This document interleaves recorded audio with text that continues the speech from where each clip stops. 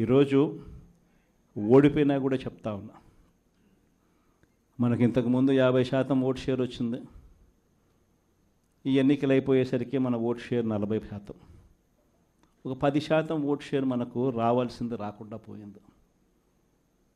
కారణం ఆ రోజు కేవలం మీ జగన్ అబద్ధాలు చెప్పలేకపోయాడు, అదొక్కటే కారణం.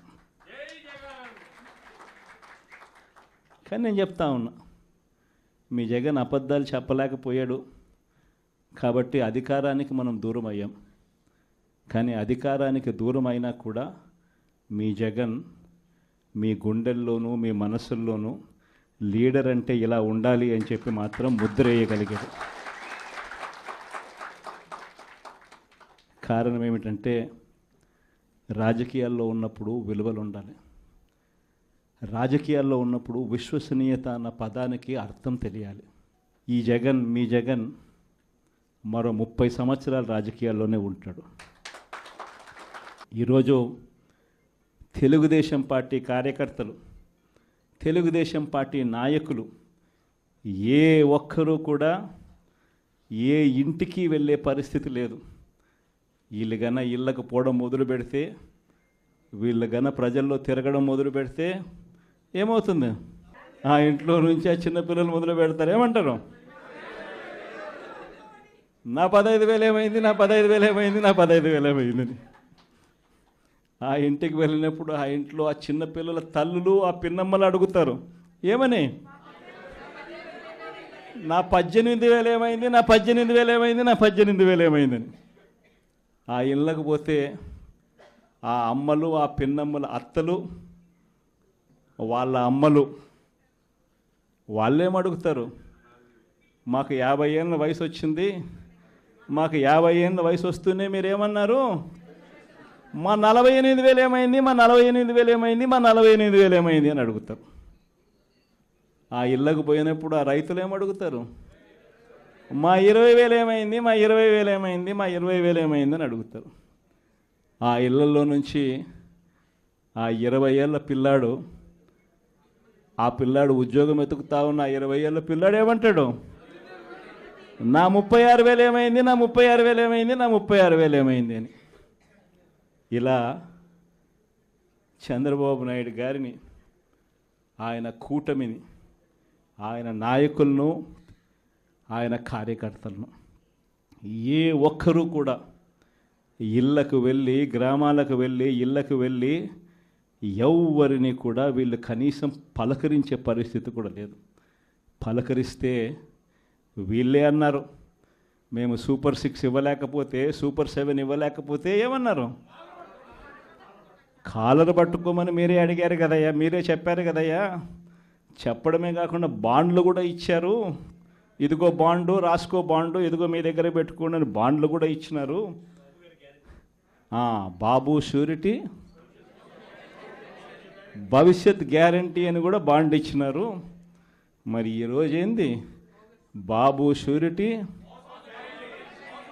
మోసం గ్యారంటీ అని చెప్పి రుజువైంది అని ఈరోజు కాలర్ పట్టుకునే పరిస్థితిలోకి ప్రజలు ఇప్పుడే ప్రశ్నించడం మొదలుపెట్టారు. ఈ ప్రశ్నించే పరిస్థితి నుంచి ఇక నెక్స్ట్ కాలర్ పట్టుకునే పరిస్థితిలోకి పోవడం అన్నది ఇక త్వరలోనే జరగబోయే కార్యక్రమం. నేను ఇవాళ మీ అందరికీ కూడా ఈ విషయాలన్నీ ఎందుకు చెప్తున్నానంటే, అన్ని రకాలుగా ఈ ప్రభుత్వం ఫెయిల్ అయిపోయింది. ఈరోజు ఈ ప్రభుత్వంలో జరుగుతూ ఉన్నది ఏమిటి అని అంటే, స్కాములు తప్ప ఇంకా ఏమీ జరగడంలో. ఈరోజు రాష్ట్రంలో ఒక ముఖ్యమంత్రిగా ఒక పాలన సాగించేటప్పుడు, ఒక పార్టీ అధికారంలో ఉండి పాలన సాగించేటప్పుడు ప్రతి పార్టీకి కానీ, లేకపోతే ప్రతి ముఖ్యమంత్రికి కానీ, ఆ ప్రతి నాయకుడికి కానీ, ఆ పార్టీకి సంబంధించిన ప్రతి నాయకుడికి కానీ ఏమనిపించాలి? అదిగో మా నాయకుడు, కాలర్ ఎగరేసుకొని చెప్తున్నాం, తన పలానా వాడు మా నాయకుడు అని చెప్పుకునే పరిస్థితి ఉండాలని ప్రతి నాయకుడు అనుకుంటాడు. ఈరోజు పరిస్థితి ఏమిటి? ఎందుకు వీళ్ళంతా అధికారంలో ఉన్నారు అని అంటే, వీళ్ళకే తెలియదు ఎందుకు అధికారంలో ఉన్నారని. ఒకే ఒక కారణం వీళ్ళంతా అధికారంలో ఉండడానికి, అది దోచుకోవడం, దోచుకున్నది పంచుకొని తినుకోవడం. ఇది తప్ప ఇంకేమైనా కనిపిస్తూ ఉందా? ఈరోజు లిక్కర్ స్కామ్, మద్యం స్కామ్, ఇసుక స్కామ్, ఈరోజు నియోజకవర్గంలో ఏమి జరగాలన్నా, మైనింగ్ జరగాలన్నా, నియోజకవర్గంలో ఫ్యాక్టరీ నడపాలన్నా, ఈరోజు ఏది జరగాలన్నా ఎమ్మెల్యేకి ఆయనకి ఎంత ఇవ్వాలా, ఎమ్మెల్యే చంద్రబాబు నాయుడు గారికి ఎంత ఇవ్వాలా. ప్రతి విషయంలోనూ స్కామ్. నియోజకవర్గంలో యథేచ్ఛగా మన కళ్ళ ముందటనే పేకాట క్లబ్బులు జరుగుతూ ఉన్నాయి. యథేచ్ఛగా ఇవన్నీ జరుగుతూ ఉన్నాయి మన కళ్ళ ఎదుట. ప్రశ్నించే స్వరం ఎవరైనా ప్రశ్నిస్తే ప్రశ్నిస్తారేమో అని, ప్రశ్నించకూడదు అని ఏకంగా చిన్నపిల్లలను కూడా చూడుకోకుండా వాళ్ళందరినీ సోషల్ మీడియా కింద 111 సెక్షన్ పెట్టి, అంటే ఆర్గనైజ్డ్ క్రైమ్ అంట. సోషల్ మీడియాలలో నువ్వు చేసే తప్పును ప్రశ్నిస్తే ఎందుకయ్యా సూపర్ 6 ఇవ్వడం లేదు, ఎందుకయ్యా సూపర్ 7 ఇవ్వడం లేదు అని చెప్పి ప్రశ్నిస్తే ఆర్గనైజ్డ్ క్రైమ్ అట. టెర్రరిస్టులకు పెట్టే క్రైమ్ ఆర్గనైజ్డ్ క్రైమ్ అని పోస్టింగ్ను పెట్టిన వాళ్ళను, చిన్నపిల్లలను కూడా చూడుకోకుండా వాళ్ళందరినీ జైళ్ళలో పెట్టి 40 రోజులు, 30 రోజులు, 50 రోజులు రకరకాల స్టేషన్ల చుట్టూ తిప్పి, రకరకాల జిల్లాలన్నీ తిప్పి వాళ్ళందరినీ కూడా ఇబ్బందులు పాలు చేసే కార్యక్రమం జరుగుతూ ఉంది. కానీ ఒకటి చంద్రబాబు నాయుడు మర్చిపోతూ ఉన్నాడు. ఎప్పుడైనా కూడా మంచి పేరు తెచ్చుకొని ప్రజల్లో పాలన సాగిస్తే ప్రజలు మళ్ళీ ఎన్నుకుంటారు. కానీ ఈ మాదిరిగా పదవిని దుర్వినియోగం చేసి ఈ మాదిరిగా చేయడం మొదలు పెడితే ఇదే చంద్రబాబు నాయుడు గారికి వైఎస్ఆర్ కాంగ్రెస్ పార్టీకి చెందిన ప్రతి కార్యకర్త తరపున చెప్తా ఉన్నా, నెక్స్ట్ వచ్చేది వైఎస్ఆర్సీపీ 2, జగన్ 2 పాలన వస్తుంది. ఎవడెవడైతే ఈ మాదిరిగా చేశాడో, ఎవడిని వదిలిపెట్టమని చెప్పి సందర్భంగా కూడా ఖచ్చితంగా చెప్తాను.